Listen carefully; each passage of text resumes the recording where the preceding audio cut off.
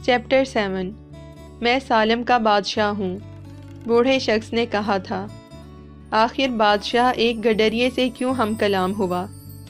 لڑکے نے حیران ہوتے ہوئے پوچھا، اس کی کئی وجوہات ہیں، لیکن سب سے اہم بات یہ ہے کہ تم اپنی تقدیر کی تلاش میں کامیاب ہوئے ہو۔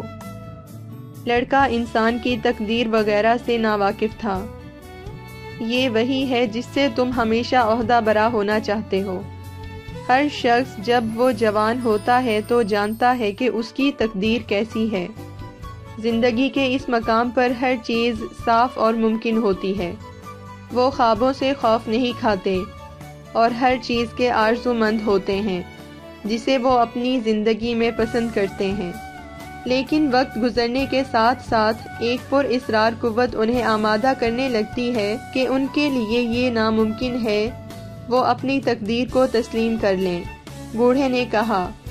لڑکا نہیں سمجھتا تھا کہ بوڑھے کی کہی ہوئی باتوں میں کوئی وزن ہے، لیکن وہ پر اصرار قوت کے متعلق جاننا چاہتا تھا۔ جب وہ تاجر کی بیٹی کو بتائے گا تو وہ یقیناً متاثر ہوگی۔ یہ ایک ایسی قوت ہوتی ہے جو بظاہر منفی دکھائی دیتی ہے، لیکن حقیقت یہ ہے کہ وہ یہ دکھاتی ہے کہ تم اپنی تقدیر کو کس طرح تسلیم کرتے ہو۔ یہ تمہارے جذبے اور ارادے کو استوار کرتی ہے، کیونکہ اس زمین پر یہی سب سے بڑی سچائی ہے۔ تم جو بھی ہو یا تم جو بھی کرتے ہو، جب تمہیں کسی چیز کی خواہش ہوتی ہے، خواہش کائنات کی روح میں پیدا ہوتی ہے۔ زمین پر یہ تمہاری ذمہ داری ہے، یہاں تک کہ تم اگر سفر کرنا چاہتے ہو یا پھر تاجر کی لڑکی سے شادی کرنا چاہتے ہو، ہاں، یہاں تک کہ تم خزانے کو تلاش کرتے ہو۔ دنیا کی روح کی غذا انسان کی خوشیاں ہوتی ہیں، اور مایوسی، حسد اور جلن کا احساس بھی۔ کسی کی تقدیر کو ماننا ہی آدمی کی حقیقی ذمہ داری ہوتی ہے۔ سب چیزیں ایک ہی ہیں، اور جب تم کوئی چیز حاصل کرنا چاہتے ہو تو پوری کائنات اس طرح مددگار ہو جاتی ہے کہ تم اسے حاصل کر لو۔ بوڑھے نے اسے سمجھاتے ہوئے کہا۔ وہ دونوں تھوڑی دیر تک خاموشی سے پلازا اور لوگوں کا مشاہدہ کرتے رہے۔ بوڑھے شخص نے پھر گفتگو کی ابتدا کی۔ تم نے بھیڑوں کے ریوڑ کی دیکھ بھال کا فیصلہ کیوں کیا؟ کیونکہ میں سفر کرنا چاہتا ہوں، لڑکے نے جواب دیا۔ بوڑھے شخص نے ایک بیکری والے کی طرف اشارہ کیا جو پلازا کے کونے میں اپنی دکان کی کھڑکی پر کھڑا تھا۔ جب وہ بچہ تھا تو وہ بھی سفر کرنا چاہتا تھا، لیکن اس نے فیصلہ کیا کہ پہلے وہ بیکری خرید کے کچھ پیسے جمع کر لے۔ جب وہ بڑا ہوا تو 1 ماہ کے لیے افریقہ جانا چاہتا تھا۔ وہ تسلیم کرتا ہے کہ انسان اپنی زندگیوں میں کبھی اس قابل نہیں ہوتے کہ اپنے خواب کی تکمیل کر سکیں۔ اسے گڈریا بننے کا فیصلہ کرنا چاہیے تھا، لڑکے نے کہا۔ ہاں، اس نے اس بارے میں سوچا تھا، بوڑھے شخص نے کہا، لیکن بیکر کا کام گڈریے سے زیادہ اہم ہے۔ بیکر کے پاس گھر ہوتا ہے جبکہ گڈریا کھلے میں سوتا ہے۔ والدین اپنے بچوں کی شادیاں بیکر سے کرنا پسند کرتے ہیں بجائے اس کے کہ گڈریے سے کریں۔ لڑکے نے اپنے دل میں ایک ٹیس سی محسوس کی۔ وہ تاجر کی بیٹی کے متعلق سوچ رہا تھا۔ قصبے میں یقیناً ایک بیکر موجود تھا۔ بوڑھے آدمی نے اپنی بات جاری رکھی۔ آگے چل کر لوگ بیکر اور گڈریے کے متعلق جو سوچیں گے وہ تقدیر کے مقابلے میں زیادہ اہم ہوگا۔ بوڑھے شخص نے کتاب کا ایک صفحہ کھولا اور اسے پڑھنے لگا۔ لڑکا منتظر رہا، پھر بوڑھے شخص کے مطالعے میں خلل ڈالتے ہوئے بولا، تم مجھ سے یہ سب باتیں کیوں کر رہے ہو؟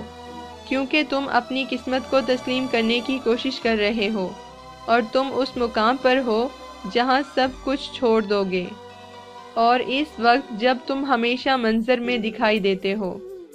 ہمیشہ اس طرح نہیں، لیکن میں ہمیشہ ایک یا دوسری صورت میں نظر آتا ہوں۔ کبھی تو میں کسی مسئلے کے حل کی صورت میں آتا ہوں، اور کبھی کسی اچھے خیال کی صورت میں دوسرے وقتوں میں۔ کسی مشکل مرحلے کو آسان کرتے ہوئے وقوع پذیر ہوتا ہوں۔ میں اور بھی بہت سی چیزیں کرتا ہوں، لیکن لوگ یہ تسلیم نہیں کرتے کہ میں نے ہی کیا ہے۔ بوڑھے نے کہا۔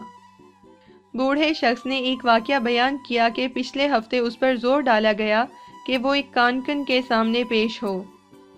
اس نے ایک پتھر کی شکل اختیار کی۔ کانکن نے زمرد نکالنے کے لیے ہر چیز کو چھوڑ دیا تھا۔ 5 برس تک وہ ایک خاص دریا پر کام کرتا رہا اور ہزارہ پتھروں کو پرکھتا رہا کہ وہ زمرد ہے یا نہیں۔ کانکن عین اس وقت اپنے کام سے پیچھے ہٹ گیا کہ اگر صرف ایک پتھر اور دیکھ لیتا تو اسے زمرد حاصل ہو جاتا۔ چونکہ کانکن نے اپنی تقدیر کے لیے ہر چیز کی قربانی دی تھی، اس لیے بوڑھے آدمی نے فیصلہ کیا کہ وہ اس کی مدد کرے۔ اس نے خود کو ایک ایسے پتھر میں تبدیل کر لیا جو کانکن کے قدموں میں لڑک رہا تھا۔ کانکن نے اپنے غصے کے باعث جو 5 برسوں کے بے ثمر ہونے کی وجہ سے پیدا ہوا تھا، لڑکتے ہوئے پتھر کو اٹھایا اور ایک طرف پھینک دیا۔ اس نے پتھر کو اتنی زور سے پھینکا تھا کہ وہ گرنے کے بعد ٹوٹ گیا اور اس میں سے دنیا کا خوبصورت ترین زمرد برآمد ہوا۔ لوگ اپنی زندگی کے ابتدائی حصے میں یہ معلوم کرتے ہیں کہ آخر ان کی زندگی کا مقصد کیا ہے۔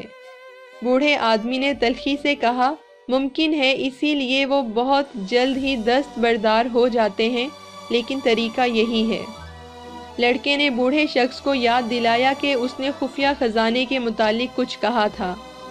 خزانے کو پانی کے بہاؤ نے عیاں کر دیا ہے، پھر انہی لہروں میں وہ چھپ گیا۔ بوڑھے آدمی نے کہا، اگر تم اپنے خزانے کے متعلق کچھ جاننا چاہتے ہو تو پھر تمہیں اپنے ریوڑ کا 10واں حصہ دینا ہوگا۔ اور میرے خزانے کے 10ویں حصے کے متعلق کیا خیال ہے؟ لڑکے نے کہا۔ بوڑھا شخص مایوس دکھائی دینے لگا۔ اگر تم نے شروع میں ہی ایک چیز کا وعدہ کیا جو تمہارے پاس نہیں ہے تو پھر اس کے حصول کی خواہش ختم ہو جائے گی۔ لڑکے نے کہا کہ اس نے خزانے کا 10واں حصہ خانہ بدوش کو دینے کا پہلے ہی وعدہ کر لیا ہے۔ خانہ بدوش لوگوں کو آمادہ کرنے میں ماہر ہوتے ہیں۔ بوڑھے شخص نے آہ بھری۔ کچھ بھی ہو، یہ بہت آسان ہوا کہ تم جان گئے کہ زندگی میں ہر چیز کی قیمت ہوا کرتی ہے، اور یہی چیز تو بھلائی کے لیے جنگ کرنے والے سکھانے کی کوشش کرتے ہیں۔ بوڑھے شخص نے لڑکے کو کتاب واپس کر دی۔ کل اسی وقت میرے لیے ریوڑ کا 10واں حصہ لے آؤ، پھر میں بتاؤں گا کہ تم کس طرح خفیہ خزانہ حاصل کر سکتے ہو۔ گڈ آفٹر نون۔ اور پلازا کے کونے پر پہنچنے کے بعد وہ غائب ہو گیا۔